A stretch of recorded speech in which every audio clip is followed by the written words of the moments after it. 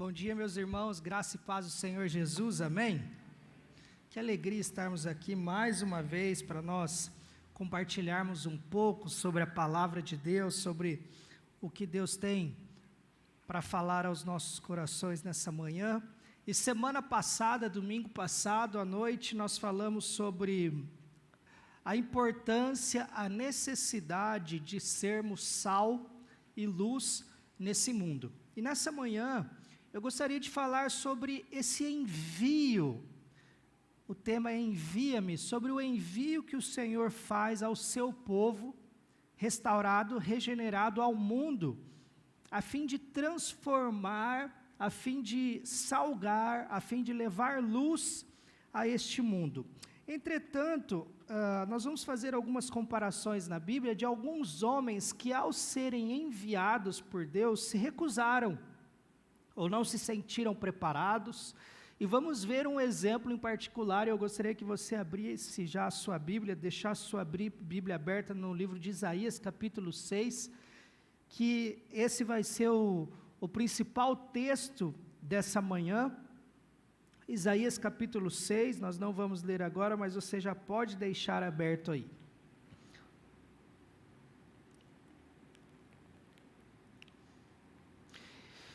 Eu gostaria de começar dizendo sobre 3 diferentes tipos de resposta ao chamado de Deus.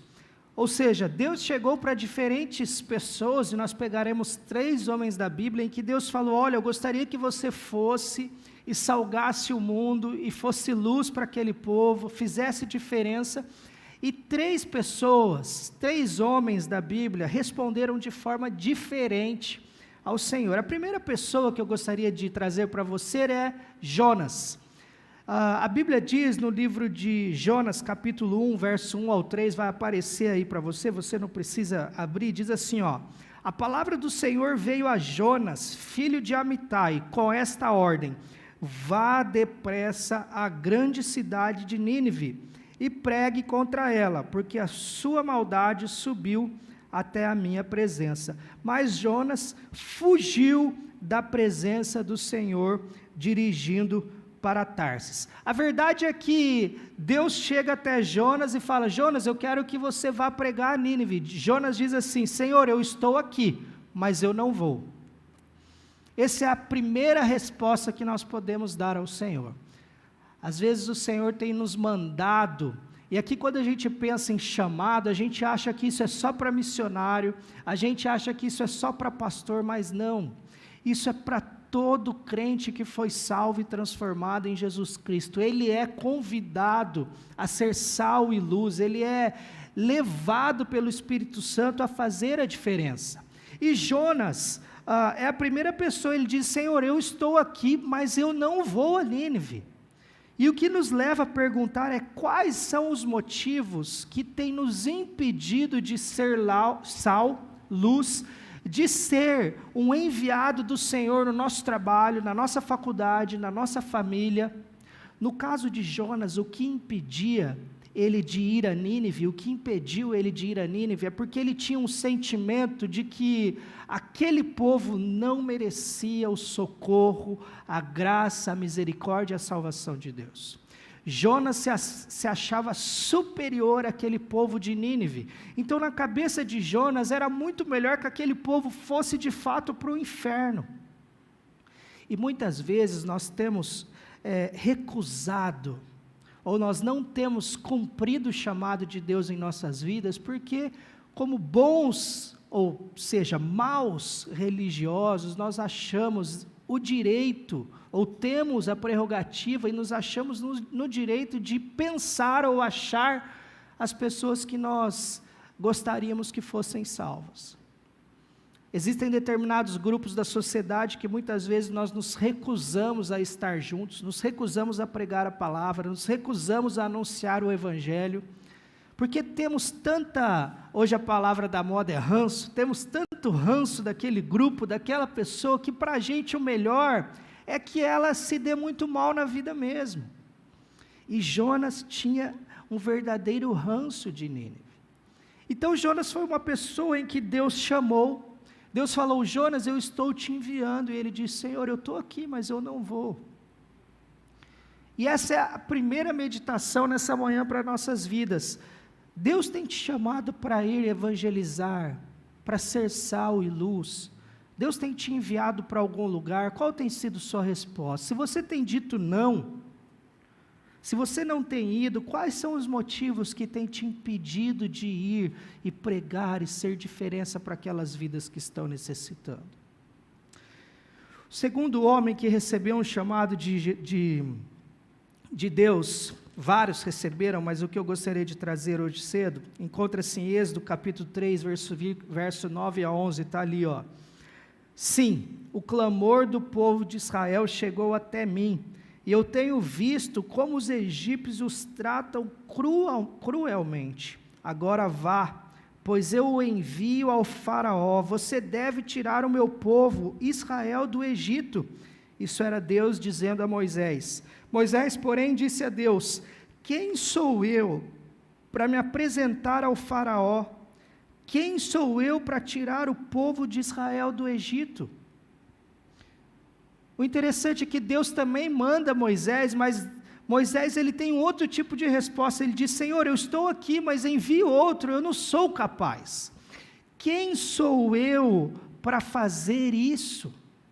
Quem sou eu, Senhor, para levar essa mensagem a esse povo? Esse povo nem me conhece. Interessante que Moisés ali, no decorrer desse texto, ele pergunta para Deus: Deus, o que eu vou falar? Quem o Senhor é? O que eu vou dizer para que esse povo confie em mim? Isso mostra que Moisés ele ainda não tinha um conhecimento pleno do Senhor. Interessante que a gente para pensar o que o diabo tem colocado nas nossas mentes, ou o que nós achamos que nos torna incapazes de pregar a palavra de Deus, de ser sal e de ser luz nesse mundo. Muitas pessoas acham que não tem um preparo teológico, não tem um grande conhecimento da Bíblia, mas eu não sei vocês, irmãos, quantas vezes eu já estava conversando sobre a Bíblia com alguma pessoa, e aquela pessoa fazia uma indagação, e eu não tinha a menor ideia do que eu podia responder para ela, mas de repente, parece que o versículo ou as palavras corretas surgem na sua mente. Eu só não lembro de referência, porque eu ainda não cheguei no nível do pastor Rafael, brinco com ele, que ele sabe tudo referenciado, mas o versículo vem de bate-pronto na mente, colocado pelo Espírito Santo, porque a palavra de Deus diz que é o Senhor quem nos capacita nesses momentos. E muitas vezes nós temos negligenciado esse chamado do Senhor, dizendo: Senhor, eu não sou capaz. Envia o pastor Judson, ele é mais legal, ele sabe falar. Ou envia o fulano de tal. Esse trabalho é para o pastor da igreja. Às vezes o seu vizinho está precisando de uma oração, de uma visita, é você mesmo que pode ir. Porque com certeza Deus irá te capacitar, mas muitas pessoas têm recusado o chamado de Deus por não se sentirem capazes. Mas essa não é uma verdade que a gente pode tomar por absoluta em nossas vidas. O terceiro homem, e esse que nós iremos estudar um pouco a fundo, Isaías capítulo 6, versículo 8, vai estar aí também, diz assim, ó: então ouvi o Senhor perguntar: quem enviarei como mensageiro a este povo? Quem irá por nós? E eu respondi: aqui estou, envia-me. Olha a diferença das respostas de Jonas, da resposta de Moisés e da resposta de Isaías. Isaías respondeu prontamente ao Senhor, dizendo: Senhor, pode me enviar. Ele não parou para pensar se ele conseguiria, se seria difícil, os lugares que ele teria que passar, com quem ele teria que falar. A grande verdade é que ele respondeu: Senhor, pode me enviar. Mas acontecem algumas coisas antes, e isso é o fruto da nossa meditação nessa manhã, que faz com que Isaías responda de bate-pronto ao Senhor a ordenança de ir. E é isso que eu gostaria de meditar com os irmãos.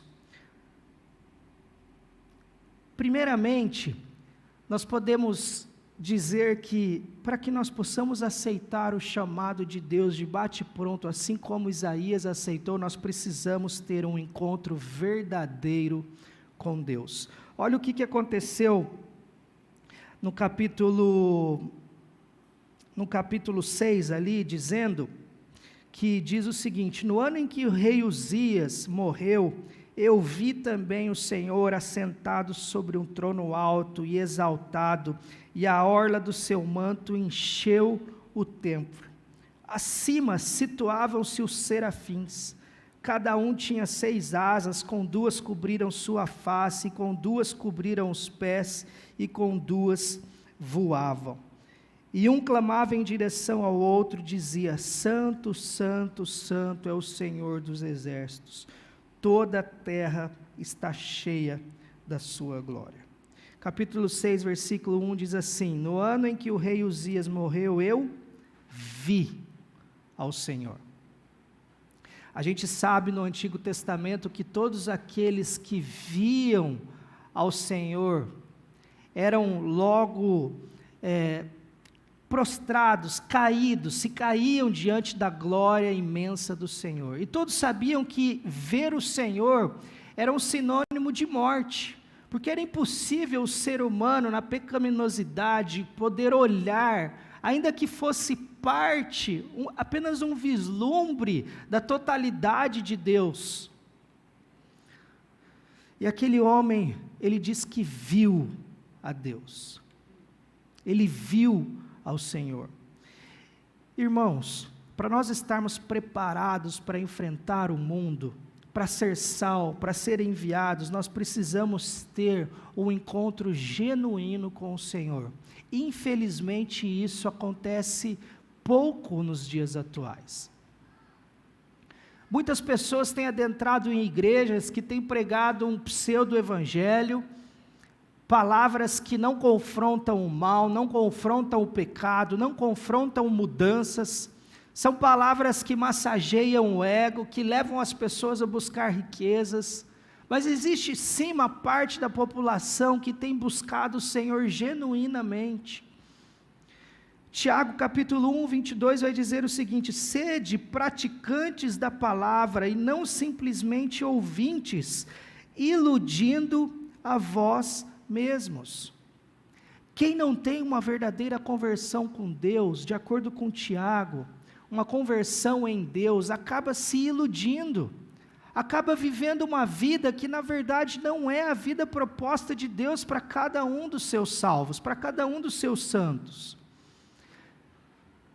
E eu tenho certeza que aquela visão que Isaías teve de Deus, o fez entender de que ele precisava pregar aquilo e mostrar aquilo, levar aquilo a todas as pessoas que estavam ao seu redor.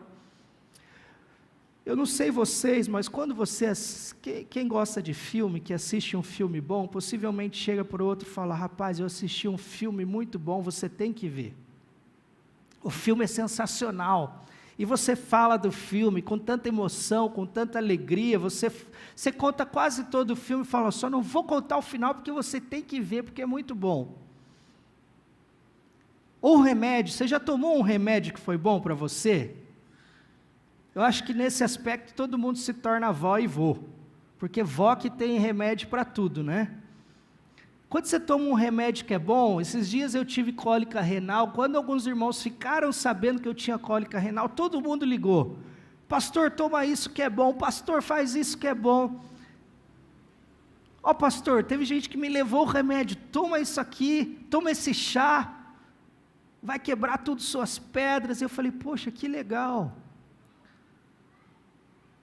Só que às vezes nós não fazemos isso com Deus, porque parece que Deus não transformou nossa vida de verdade, parece que Deus não foi o remédio para os nossos problemas, Porque se Deus de fato não transformou a nossa vida, não marcou a nossa história, não transformou a nossa história como antes e depois, é muito difícil nós queremos passar essa experiência para as pessoas.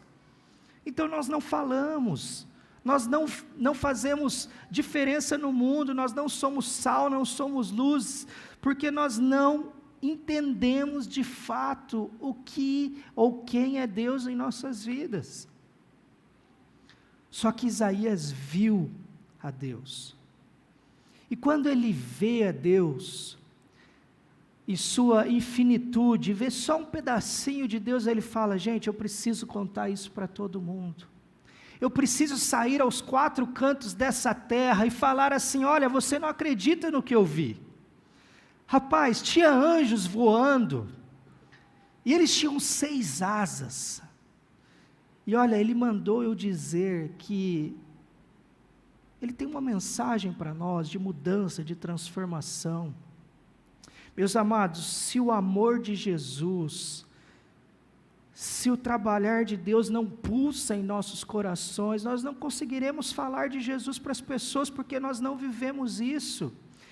Primeira música que nós cantamos, ficou uma frase marcada em mim que diz assim: viverei o que eu canto.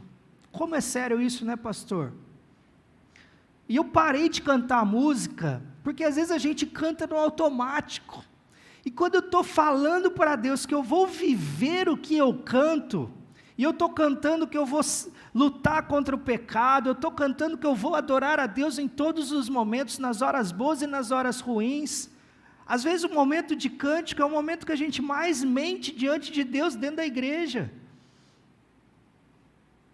porque muitas vezes nós não estamos vivendo, e não vivemos porque de fato nem nos convertemos. Ontem tivemos um missionário aqui, foi bênção, fazendo um teatro para os jovens, e tem uma parte que ele fala, o papel dele, ele encarna o personagem do próprio Satanás, e ele diz o seguinte: ninguém nasce crente, filho de crente não é crentinho, se nós não passarmos por uma transformação, se nós não vermos a Deus de fato, nós não conseguiremos ser luz e sal para esse mundo. Em um dos seus devocionais, A.W. Tozer diz o seguinte: muitas pessoas, ao invés de conversão, possuem apenas uma nova capa. Está travestido, vestiu apenas uma roupa de crente, não teve uma mudança de dentro para fora. Ontem ele, encarnando aqui o personagem do inimigo, dizia quantos pais em casa, ou quantos filhos em casa, são verdadeiros demônios, anticristos, mas quando chega na igreja se transformam, são diferentes, porque não tiveram um genuíno encontro com Deus, possuem apenas uma capa. Se a primeira coisa que nos impulsiona a levar a mensagem de Deus é ver a Deus de fato, é conhecer a Deus de fato, a segunda questão é nós termos uma consciência genuína da nossa pecaminosidade. Ali, Isaías entendeu o quanto ele era pecador. Olha, Isaías capítulo 6, versículo 5, vai estar aí no telão para vocês. Então eu disse: eu estou perdido, é o meu fim, pois eu sou um homem de lábios impuros, e vivo no meio de pessoas de lábios impuros. Meus olhos, porém, viram o Rei, o Senhor dos Exércitos. Não foi só Isaías que percebeu a sua verdadeira pecaminosidade. Romanos capítulo 7, versículo 24, Paulo diz o seguinte: miserável homem que sou, quem me livrará do corpo desta morte? E ele diz isso justamente depois que ele vem falando naqueles versículos e fala: olha, aquelas coisas que eu gostaria de fazer, eu não faço, e aquelas coisas que eu não quero fazer, essas eu acabo fazendo. E por que a consciência genuína da pecaminosidade é importante para a gente? Porque uma das maiores mentiras culturais que adotamos é: eu sou uma boa pessoa. Você já viu gente achando que é bom? Olha, aquele rapaz, eu sou bom porque eu não bebo, eu não mato, eu não roubo, eu não faço nada de errado, eu só trabalho e vou para a minha casa. Mas a palavra de Deus vai dizer que não existe um bom sequer. É impossível responder ao chamado se considerarmos-nos bons. Tim Keller vai dizer: se Deus eliminasse todas as fontes de mal no mundo, nós não estaríamos mais aqui, pois o mal está dentro de nós. E sabe de uma coisa que não permitiu que Jonas atendesse o chamado de Deus? Foi porque ele se achava bom, ele se achava melhor do que aqueles ninivitas pecadores. E por vezes nós estamos dentro da igreja, vivendo a nossa religiosidade, nós nos achamos melhores que o nosso vizinho, nós nos achamos melhores que a pessoa que trabalha com a gente, nós nos achamos melhores do que as pessoas da rua, simplesmente porque pensamos ou achamos que temos mérito em algo por viver nos cultos, na igreja, cantar, tocar, mas não, nós não temos méritos nenhum, irmãos. E a bem da verdade é que se nós não cuidarmos, o mal que existe em nós tomará conta da nossa mente, do nosso coração. Se nós não alimentarmos o nosso espírito rigorosamente todos os dias, se nós não clamarmos ao Senhor por misericórdia, o velho homem que existe dentro de nós volta. Eu sempre brinco com a Elis que eu era muito irritado, muito nervoso. Já briguei em aeroporto, olha, irmãos, depois de crente, tá? E eu era muito nervoso, muito irritado mesmo. E de vez em quando a Elis fala assim: o velho homem está batendo na porta aí. Porque Deus já melhorou uns 90%, mas de vez em quando me dá uma vontade de pegar alguém, nunca briguei, eu sempre fui nervosinho, mas nunca bati em ninguém.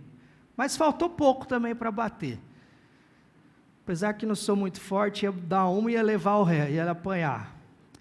Mas a grande verdade é que esses dias aconteceu uma situação em que eu estava errado, fui contrariado, e eu queria resolver a minha maneira, e depois aí eles falaram assim: o velho homem voltou. E é possível que isso aconteça? É possível. Porque o mal está dentro de nós, pulsando em todo momento. Ele está trabalhando e falando: vai, faz só uma fofoquinha, e você se segura, e de repente você... É igual a Alice fala, esses dias eu descobri que ela contou uma mentira para mim, e ela contou para a mãe dela depois, que ela mentiu, mas foi sem querer. Ela não queria mentir, mas mentiu. E às vezes eu olho para ela e falo: bom, se eu for olhar para Paulo, ela não está tão errada, porque às vezes ela não quer mentir mesmo, mas é tão forte. Irmãos, e se nós não tivermos consciência genuína de que nós não valemos nada, de que nós somos pecadores, de que aquela pessoa que está do seu lado necessita tanto da graça de Deus quanto nós não nos acharíamos melhores e mais merecedores de algo jamais. Mas infelizmente nós somos assim. Nós nos achamos melhores. Jesus já falou na parábola que ele contou, sobre aqueles dois homens que estavam orando, o fariseu e o publicano, onde o fariseu batia no peito e falando: olha, Senhor, graças a Deus que eu não sou como esses homens, pecadores. E aquele publicano que ninguém dava valor, orava: Senhor, tem misericórdia de mim. Muitas vezes nós temos agido como esses fariseus, batendo no peito, com a nossa arrogância teológica, com os nossos conhecimentos, com as nossas ideias pré-concebidas de mundo, de que as coisas têm que ser só da nossa maneira. E é fato, nós não podemos negociar com o pecado. A palavra de Deus, ela é viva, ela é eficaz, ela é suficiente para nós. E quando ela diz que certa coisa é pecado, é pecado. Mas nós temos que ter a sabedoria de Deus para evangelizar essas pessoas, para ser luz neste mundo, para estar com essas pessoas e deixar com que Deus nos use como instrumentos. E por último, para a gente encerrar, se nós temos que entender, para aceitar o chamado de Deus, nós temos que ver a Deus de fato, nós temos que ter uma consciência genuína da nossa pecaminosidade, nós temos que ter uma consciência genuína da graça de Deus. Eu tive a oportunidade do meu trabalho de conclusão de curso falar sobre a graça de Deus, e eu achei um livro do Russell Shedd, pastor, não sei se você já viu, que fala sobre lei e graça.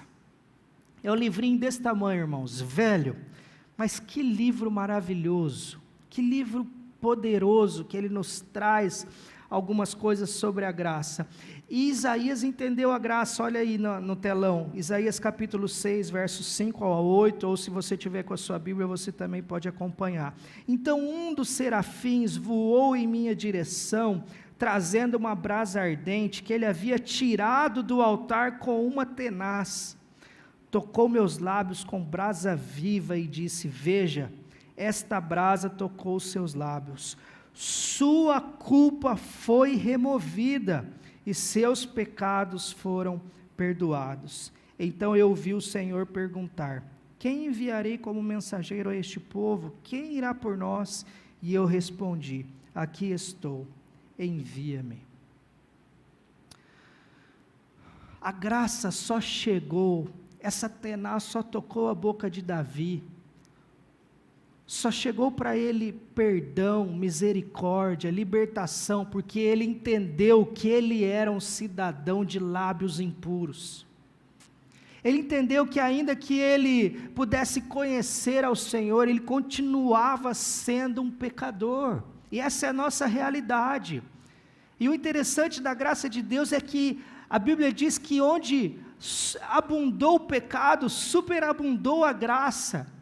Então não importa se nós fomos pecadores, desde que nós entendamos o Evangelho, entendamos que precisamos mudar a cada dia, deixar a palavra de Deus transformar o nosso coração, essa graça cobre-nos todos os dias. E quando a gente entende que nós somos pecadores, mas entende que a graça de Deus nos cobre, nos alivia, nos tira o fardo pesado, nós queremos sair contando para todo mundo. É por isso que de bate pronto, quando Deus pergunta: olha, eu estou te perdoando, você está liberto, eu estou removendo os seus pecados, você não precisa mais carregar essas culpas. E ele pergunta agora: quem eu vou enviar? Isaías fala: me envia, Senhor, envia-me a mim, porque eu quero falar aos meus amigos, eu quero falar ao povo de Israel, eu quero falar para minha mãe, para o meu pai, eu quero falar para o meu tio, para o meu vizinho, que ele não precisa mais carregar essa culpa, que existe uma solução para essa vida, que existe uma resposta para essa vida, que existe um alívio dessas coisas que nos perturbam, que nos matam por dentro, e esse alívio é a graça de Deus, que veio através da morte de Jesus Cristo. Eu preciso contar isso para as pessoas.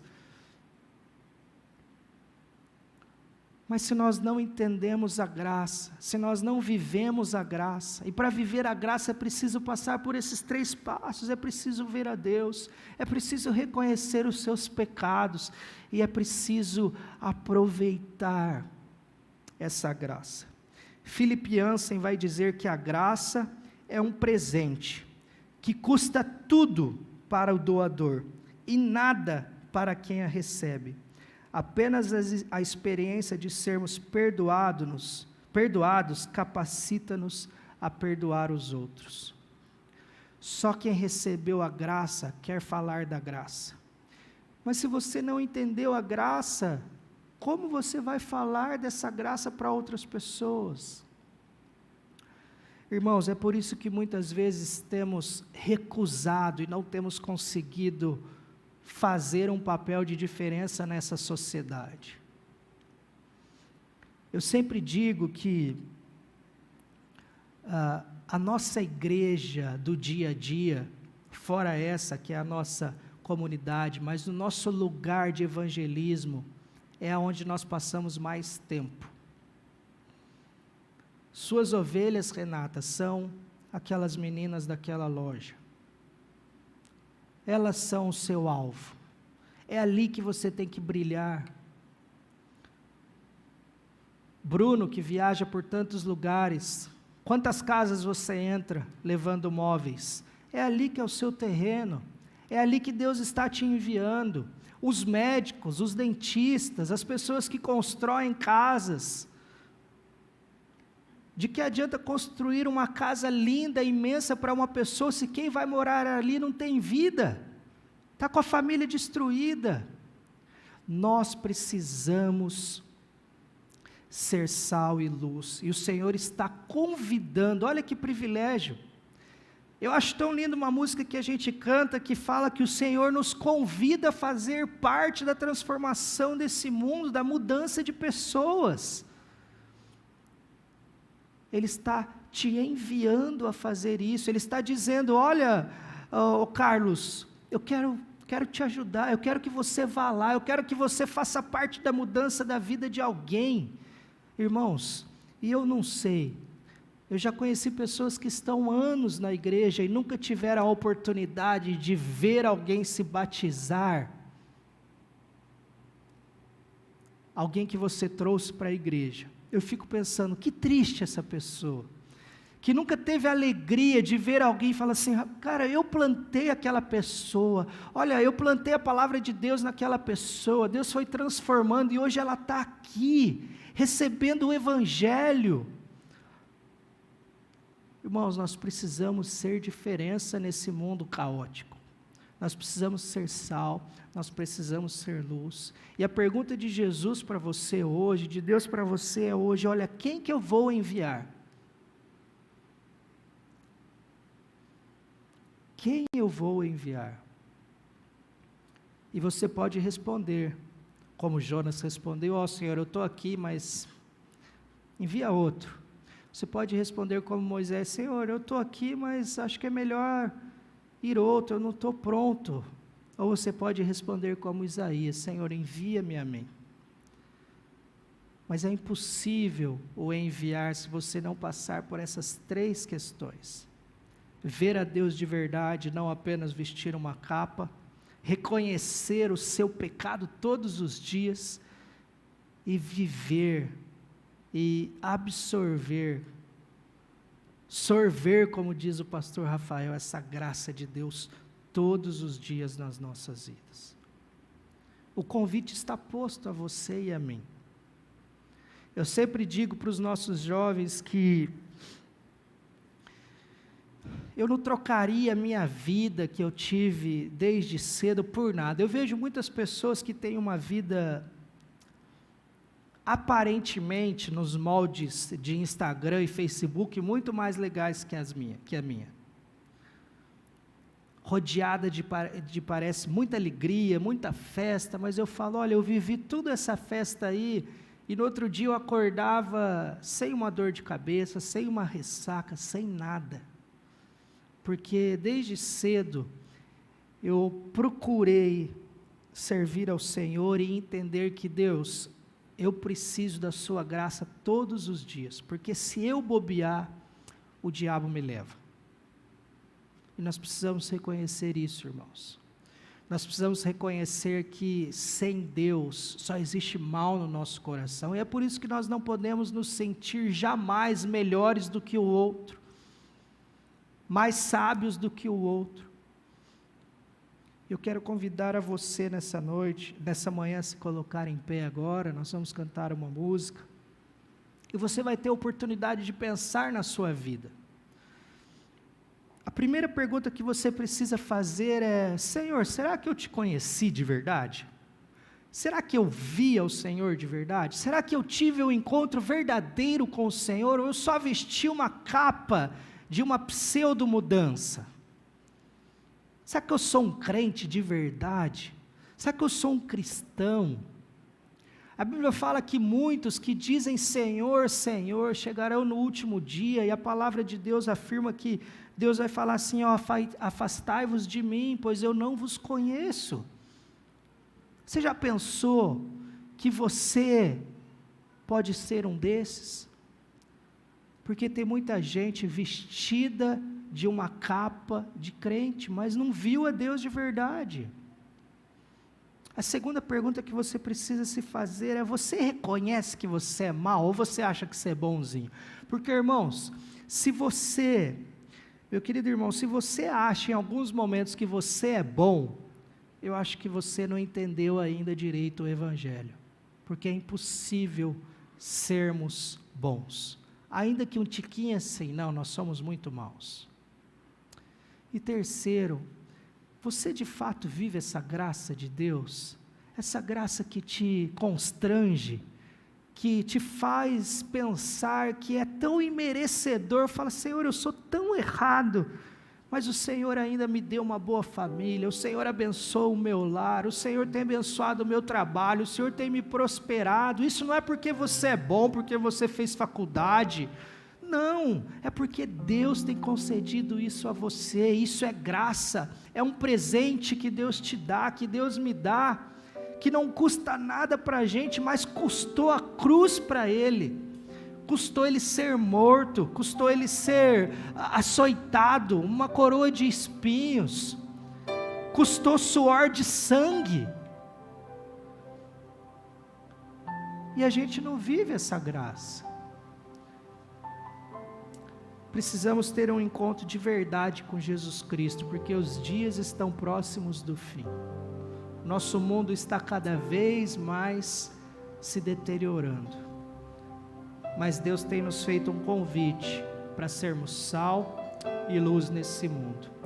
Então nessa manhã diga ao Senhor, envia-me a mim, eu quero conhecer o Senhor, eu quero estar mais próximo do Senhor, em nome de Jesus. Pois pastor Rafael estará orando com você nesse momento. Faça uma pergunta a você mesmo e deixe o Espírito trabalhar no seu coração, amém, amado?